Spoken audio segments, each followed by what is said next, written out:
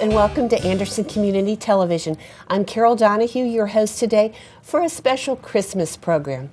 You know, the past few years we've been trying to highlight and spotlight people who do really generous things for our community. And I am so fortunate that today I have somebody that I've known for more than 20 years, and he is just tops. He gives so much of his time and his effort for our community. He's a successful realtor with Comey & Shepherd. He's a family man. He's been Citizen of the Year here in Anderson Township. And it's my pleasure today to welcome to our program, Bob Lederer. Welcome, Bob.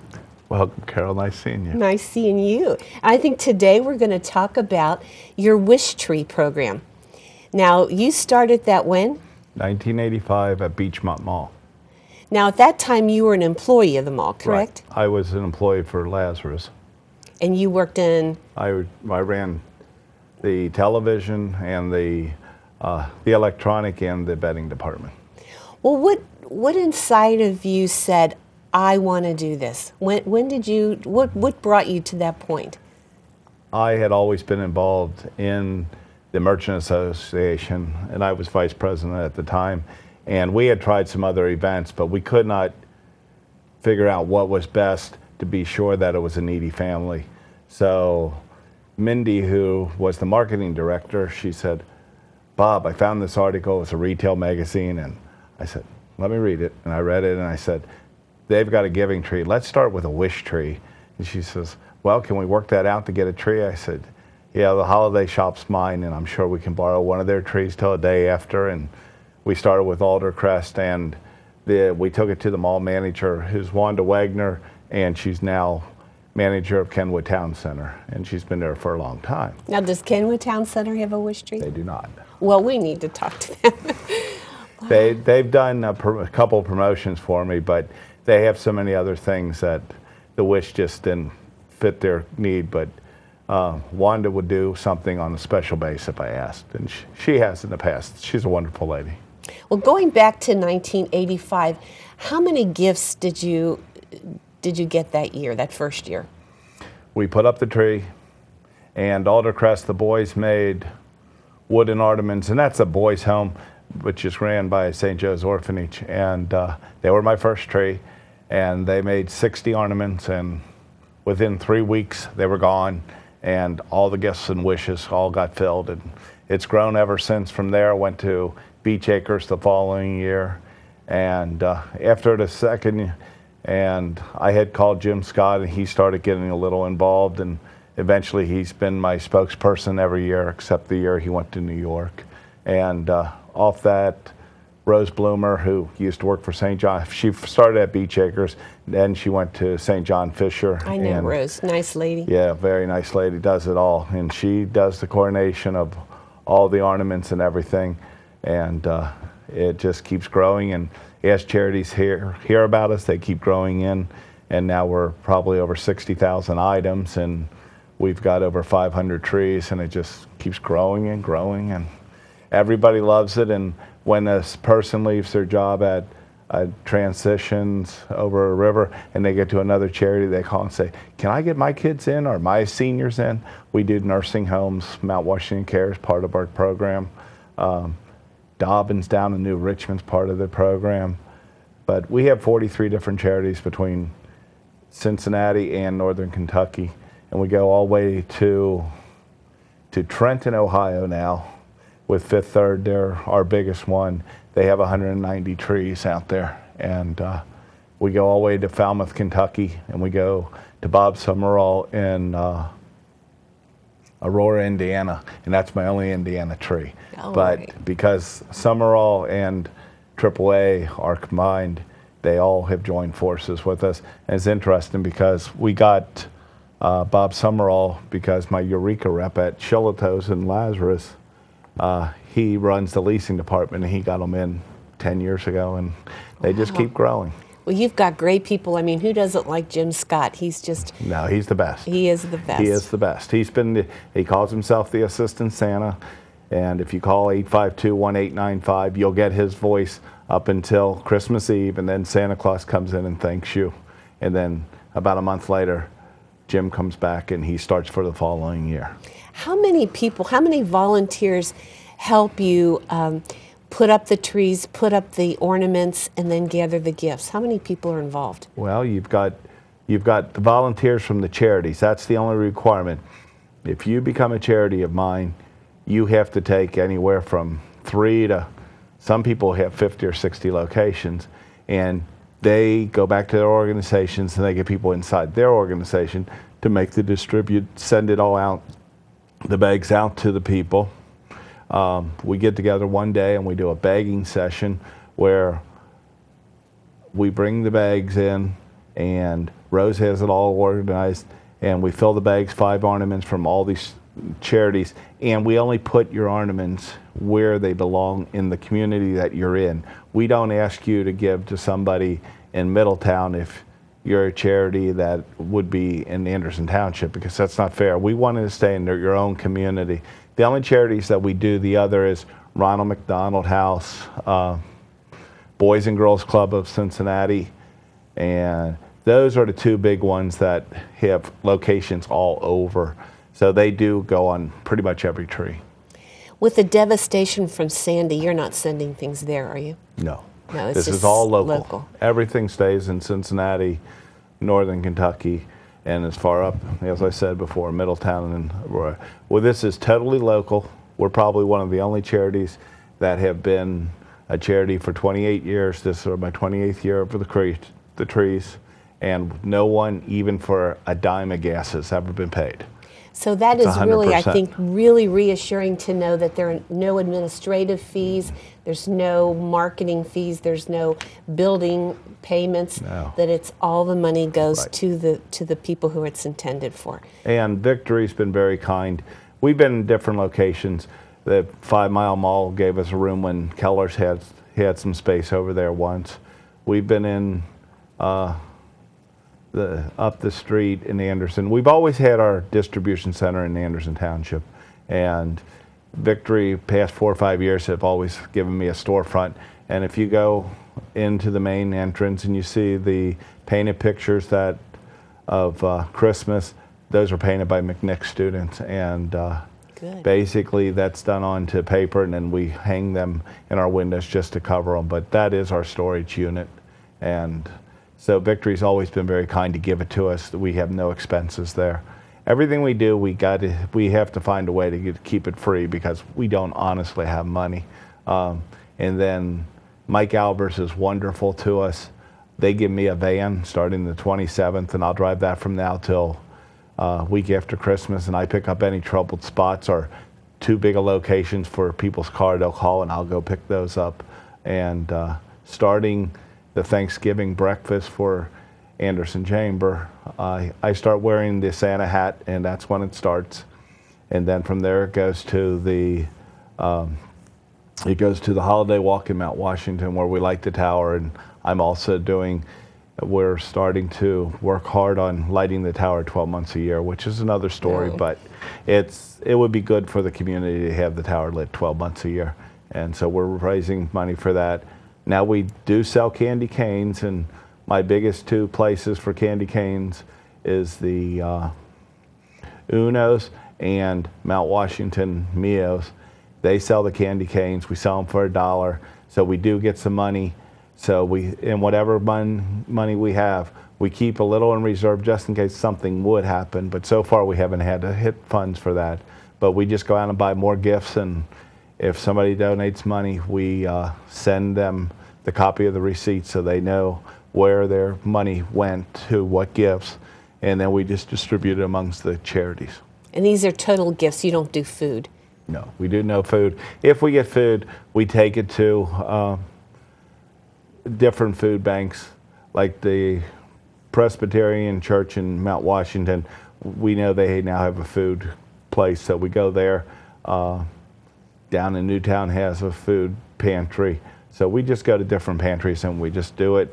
And then I also do the YMCA in Claremont County, and they can use food, so we let some go there. But nothing goes to waste. That's the biggest goal.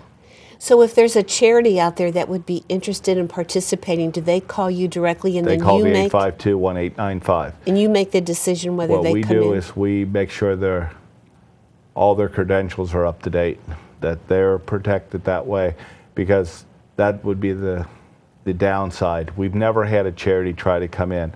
I probably get 50 to 60 calls a year from individuals, but due to my experience over the years with Beachmont Mall of having people ask for help that didn't really deserve the help, I don't do that any longer, because we don't want our charity to be bothered by somebody not doing the right thing. Exactly. Now, when someone takes the ornament off the tree, I've always wondered, like, I've taken them already, and I'll say, boy, 14, size 14 or something. There is a specific boy that is a 14, or is that just a general? We have some that are that by codes, but think about this. If you have a child and this boy 14, they got 6 gifts, and another boy that was 13 that would wear the same size or use the same thing, and they didn't get something. That's a charity decision. That's not Santa Claus's or Bob Wetter's decision. Once they get the gift, the charity's responsible to do what's best, and to my knowledge, that's what happens. And gift certificates, we have them sent straight to the charities. I don't try to deal with those because it's too hard to keep your eyes on what happens there. But if we do get it, it goes to the charities just like everything else. But the biggest thing we do with it is we make sure that we do everything humanly possible to make sure it goes to the right people. And we also care enough to know that we want to be sure that when a child or a senior, which people don't understand, sometimes I'll get the phone call and they'll say, yeah, we don't have enough children's ornaments. And I ask them in a nice way, I said, now, you must be old enough to work. And they say, yes. And I said, well, now, when you get older and you're sitting in that nursing home, prayerfully not, but if you are, how would you feel Christmas morning if you got nothing and nobody thought of nothing? It was just another day for you. And I said, but somebody from that nursing home like Mount Washington Care walks in and says, hi, the Wish Tree dropped you this off. Put that smile on their face. That would be your face. Would you rather have a smile? Don't you think they deserve something? Then sometimes when I do that, all of a sudden the person will say to me, wow, maybe we should just do, no. Don't just do seniors. We need everybody, our disability child and thing. Oh, sure. I said, you can't do that. I said, but please consider everybody deserves something. And I had one charity once that told me that, and they're no longer with me because I flat out told them, I said, you got to be fair to my little charities because this was a huge one. And they wanted to put on all their ornaments and if you see something from this charity that was big, you would pull their ornament before you'd pull a Baywhack or a inner city school. You wouldn't pull that if you saw this one charity. And I said, you can't do that. She said, but I've got an obligation to my organization to get all these gifts. I said, I have an obligation to all these charities, and I didn't take you to raise, I took you to help. And you have to go my way or not way. And they ended up leaving, and they decided to take a few of my trees, but they've all came back to me because they realize my program's the one that's out there that's going to do the best for everybody.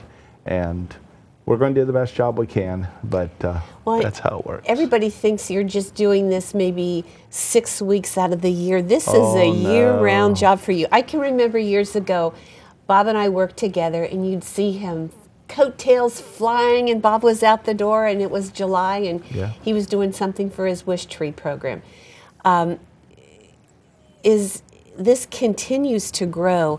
Are you you have like a little assistant here that maybe is working with you? So I have an heir apparent. Yeah, I have 2 ladies, Rose Bloomer, and Rose is wonderful. She coordinates a lot of things. Then I have a lady named Mary Alice Statz, and she actually listens to the phone line, and she calls and says, they called in, you got to do something, and we do. And during the real season, we're on that phone a few times a day. We make sure we check it because we never want to miss one of those messages. But it's very nice that they're both now retired, and they're willing to give that extra time to do that. And then I got all the charities who are willing to do whatever. We call them all. Their cell phones ring just like mine rings. And Christmas Eve, I stay out till about 2:30, so I can get home, get to Mass with my family. But otherwise, I stay out there and pick up gifts till the moment after. And the inner city schools, they celebrate All Saints Day, all of the Three Kings coming on January 6th, and that's when they get their gifts, because usually people don't think of delivering them until the children are gone home for the holiday season. So we've decided many years ago that we would have January 6th as the day that all the schools distribute to them children. So because they come home back from Christmas and they got the things that other charities did, but it brings them the spirits, and January's a gloomy month, so it helps a lot of people. Probably is a real incentive for the kids to go back to school. Right. Like, oh, you got to go back because we have gifts waiting for us. That's right. So that's how the inner city's done it. I'm just kind of curious, Bob. We know the last few years times have been tough for everybody. You know, people have been laid off and people are cutting back. Have you seen that? Or we saw it 2 years ago. It was a tougher year. Last year, John Keysweater from the Enquirer was kind enough to do a big story on me. And once the charity got exposed again, we probably had our biggest year. And I'm hoping through the calendar and I'm hoping somebody picks me up on paper, because that's what you need to keep the program going. Oh, sure. But we've had many trees out, and somebody said, what about these organizations who have copied your tree? That just means more people get helped. That's all that matters. It's a compliment. It's a compliment to what we do. The only thing I ask them not to do is use the wish tree, because if something went wrong with their tree, the name. Yeah, the name. I can't have my name taken. So when somebody is in that charity joins your group under your umbrella, they are responsible for getting the actual tree, and they No.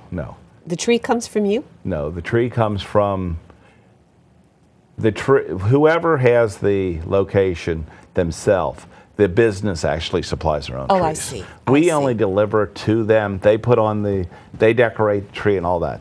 So if it's Joe's candy shop, Joe goes out and he gets the tree. His tree. Okay. We give him the ornaments. He puts them on how he wishes, and my volunteer picks up and delivers. And that's how it works. We don't touch a tree. We shouldn't say that, because there's sometimes that if I'm out and I see one of my trees and I see some ornaments way down low and there's nothing here, Bob will redecorate their tree. But that's just me. And I think a lot of my volunteers, we take pride in what we do. Now, going back to those early years, Bob, were you were storing them at the mall, the gifts as they were brought in? Yes, and I still do. And you still do? Yeah, there were many years that when the mall was having this remodel and coming in open air, that they didn't have space for me, and that's when I had to go find elsewhere. But pretty much the mall, even Victory, and before that, Metropolitan, and everybody who's owned the malls, always been kind. It's worked out very well. People say to me, I get offered locations all over. I don't have time to run all over the city. I like to go up every day or two. I walk through there and make sure everything looks good. Wrecker and Burger brings me 25 refrigerator boxes every year. They're delivered to it, and that's how we separate everybody's gifts, and they're all marked. It's a neat operation, and what's nice is the people go to. If you had a actual location, and we came to you and says, Carol, you got some gifts? And you say, yeah. We take the gifts. That volunteer brings it back to the distribution center. They take the gifts that belong to their organization, and they have to assort every gift that they bring in to whatever location. Then they reach in their box, and whatever's there, they take back. And that's how. And then from there on, it's the organization's responsibility to give the right person and make sure everything's well protected. Now, does the Wetterer family go on a vacation then as soon as this is over? No. And do you make special appearances as Santa? Oh, yeah. You used to, I know. I still do. You still do. And I take care of my seniors at Anderson. I take care of Mount Washington Care. I don't like, because some child I had this story once before that came up. A girl from the Enquirer wrote the best story ever written about Wish, And they called me at home, and my daughter was small at the time, and I asked her to call me back, and we talked, and we went over everything about it. And she, in her article, she even put, he protected the idea of that. But there's many places that you'll show up in Anderson Township, and the real Santa's there, but the spirit comes out of the person who's in the suit. And once the suit goes on, that's the real Santa. It's not, I don't do that as anything except I'm the real guy. So you are the real thing. And that's just how it is. But once anybody who puts a suit on should never do it for anything except the spirit.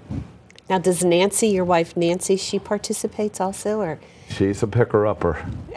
Everybody needs a picker-upper. And I have a Mrs. Claus that is a friend of mine, and she's chose to be that, and she'll go around with me, and oh, that is wonderful. So we, Mr. and Mrs. Claus, get a lot of events together, and she calls herself my holiday wife, and her husband understands, and my wife understands. That's just how it is. But when we're in this, when we're there, we are who we are. We're not Bob, and we're not her. Now, we are going to put your numbers and your information on the screen, so anybody watching, if they're interested in doing what they can do to help, they're going to contact you, right? Right.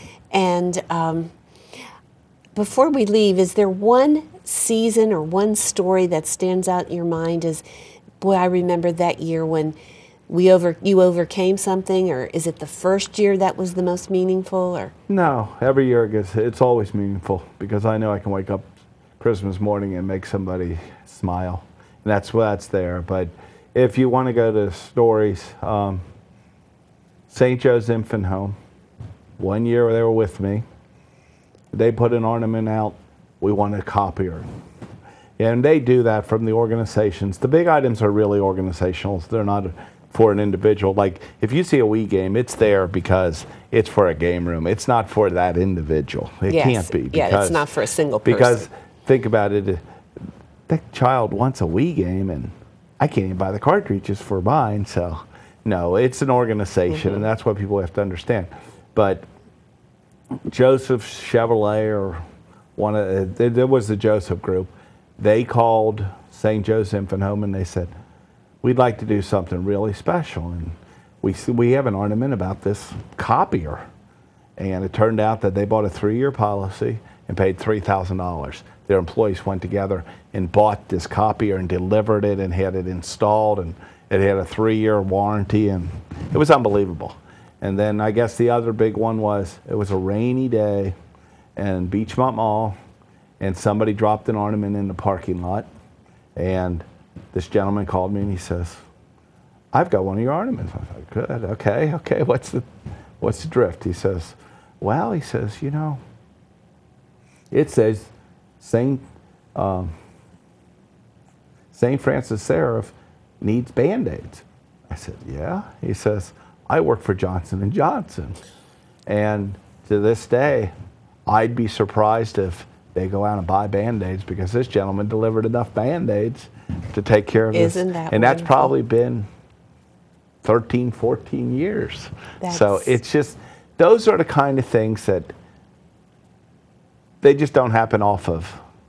There's something there. There's a plan. There's a plan. Yeah. And those are probably the biggest two stories. Uno's was my second tree, and Uno's, when they were there the first time with Stan and Turtle and all those guys, it was great. And Jason and the folks who own Uno's now, they support here and their other store. Probably 60% of the business on Beachmont Avenue have a wish tree. Most people know what it is, but it's all local, and it's just caring people. Well, this has just been so great having you taking time out of your busy schedule to come and chat with us. God bless you for what you do. Well, we try. You do try. And so if you're out and about shopping and you are in an establishment and you see a wish tree, please take an ornament and make sure you bring the gift. And have a wonderful Christmas. Enjoy and be safe. Thank you for watching Anderson Community Television. This is Carol Donahue saying farewell, and I'll see you next time.